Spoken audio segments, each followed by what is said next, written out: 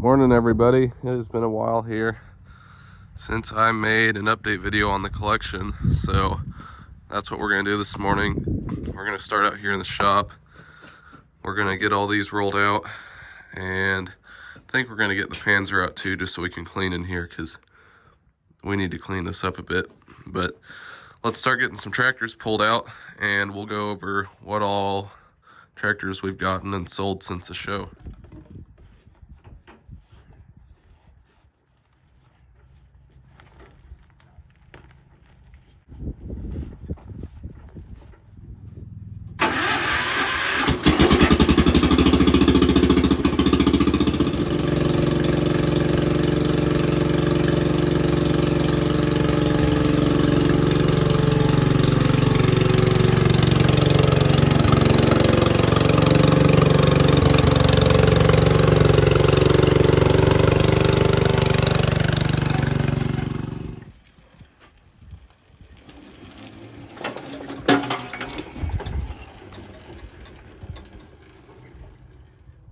We'll start down here at the end of the row.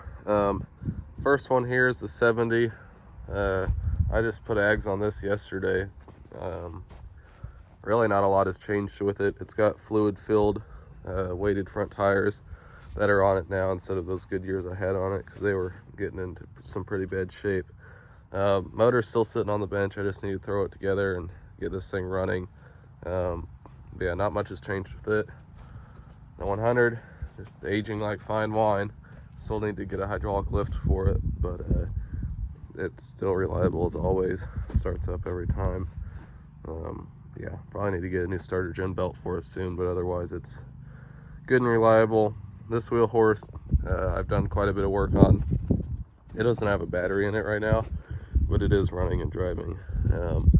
Hydraulic lift works. I was going to throw this blade on it and then weights and chains on the back to plow snow with it, but the actual plow bracket is too small for the axle. This newer style hydrostat has a bigger axle, so I can't fit the plow bracket on it, so I may have to customize it, or I'll just sell it. I haven't decided yet, but this one came with a wheel horse plow, and it's got a nice friendly hitch on the back, so if I do sell it, I'll pull all of that off first. The 875, I kind of ran out of warm weather to paint in. Motors mostly painted. I still got to do the tins, but everything that's going to get seen on it has been painted. And then all the way back to the battery box.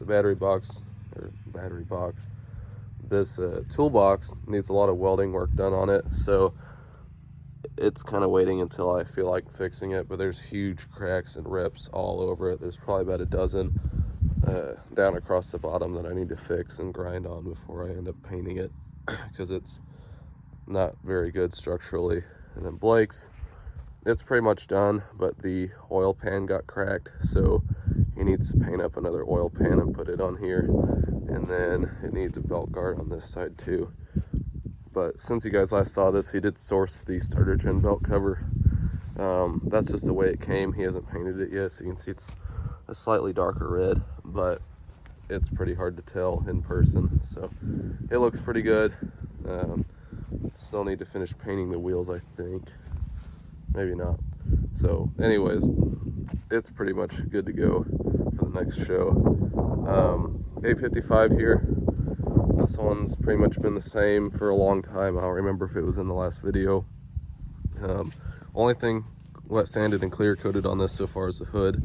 Eventually the whole tractor will look like that, so it'll be a pretty cool patina when it's done, but just a work in progress. This one's kind of built out of a lot of different wheel horse parts we had lying around. Blake's 110, he got an 80 cart for it finally. Got that wet sanded and clear coated to match the tractor, so it looks like a pretty good set. It is a newer cart, kind of like what would be on a 140, because it's got the black frame, so if we ever find an older one, I may buy that off of him for the next tractor I'm going to show you. But yeah, it's doing fine as always. Doesn't have a battery in it right now, but no big problems with it. And then one of my newest tractors, the 140. I'm not a big John Deere guy, but I don't hate the way these are mechanically set up. I didn't care for the 317s because the motors in them aren't great, and The ones I had always ran really hot with all those covers on the sides, so I didn't care for them. But this is basically the same thing with 3 hydraulic levers instead of 2, and it's, you know, open side. I think the body work on this looks better, and it's only 14 horse. So plan for this one is I'll probably keep it and make it a plow tractor. I've already done most of the wet sanding on it, actually last night. So it'll get a clear coat here soon if I get a nice warm day.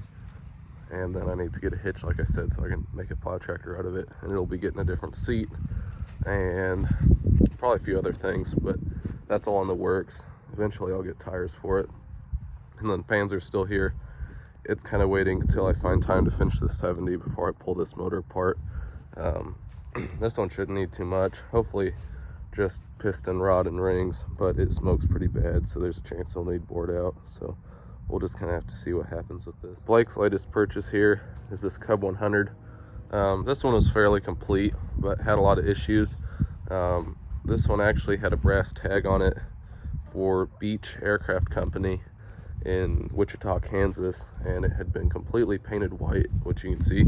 He's not done wet sanding it yet because there's still a lot of white on this, but we believe they likely used it in the factory as a aircraft tug.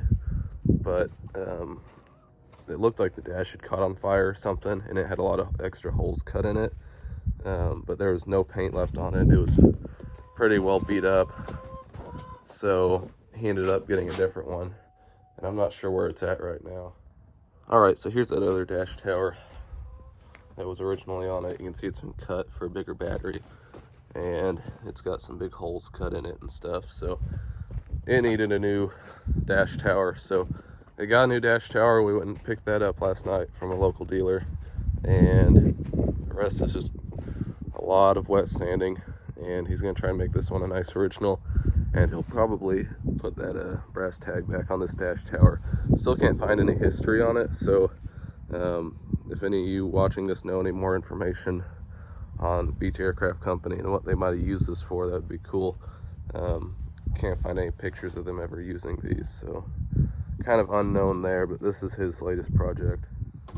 Charger 12 hasn't been started in quite a while. It's just been sitting out here. I don't know what Blake's plans are with it right now. He put duals on it either right before or after the show, and it's kind of just sat since then. So maybe around plow season it'll come back out again and do some work, but I know the carburetor is kind of funky right now, so it needs work done.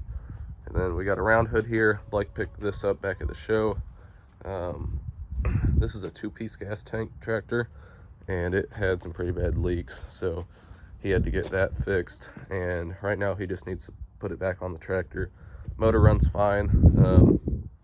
I think eventually he might put some red patina tins on the motor just to make it match, because this obviously isn't the original motor, but otherwise it just needs some good wet sand and clear coat and a little bit more work done to it, and it'll be pretty nice. And then his Massey 12, this thing's been 8-horse Kohler swapped multiple times because he keeps putting different engines in it, and he can't seem to find one that'll stay running in it. I think it's just carb issues, but he hasn't really messed with it a whole lot, so it's been mostly sitting. Yeah, not a whole lot to say there. It's been about the same. And then this 64 110, nice set of original Beck Goodyears that I sold Blake for it. They're in really nice shape. He's got a good hood for it. This one is pretty well rotted out. The motor was in really bad shape. Transmission was seized when we got it, and it's just been a work in progress. He's kind of thinking about selling it right now just because he doesn't have time for it with this Cub 100 project, but we'll just have to stay tuned and see what happens to it. The Alice did fine at the show. My buddy was driving it, and this tube finally blew out, so it's been on blocks. I just recently, the other day, pulled the back ags off of it to put on something else, so I really just need to throw a battery back in it and it runs, and then patch that tube. But because this doesn't have a Brindley hitch or anything on it, there's not a whole lot of need for it. It's kind of just my show cruiser, so it'll probably sit until springtime when I can pull a disc with it or something. And then the Ingersoll, again, has just been sitting. And then here's some parts for the Cubs. The time deck kit for my 100, the blade for my 100, and some other miscellaneous parts from other brands. And then I've got these two up here closer to the fence because they're both on Marketplace right now. Wizard I bought at the show, it's got a deck for it. Really mechanically a pretty good setup. It's got a nice belt start 12-horse Kohler, Fearless 5-speed rear end, just like a John Deere 110 would have, dual belt drive all the way back, and then a Brindley hitch on the back. So kind of a cool setup, just ugly. It's got electric start, headlights, cigarette lighter. So kind of an interesting tractor because it's kind of like your base model hardware store mower, but it's pretty well optioned out for the kind of category it's in. But I got that at the show along with a Cub 147, and then I later got another Cub 147, and both of those have now sold. And then I picked up this 128 just last week, and I just wanted it for the ag tires it had on the back. This one does run, no smoke, 4-speed rear end.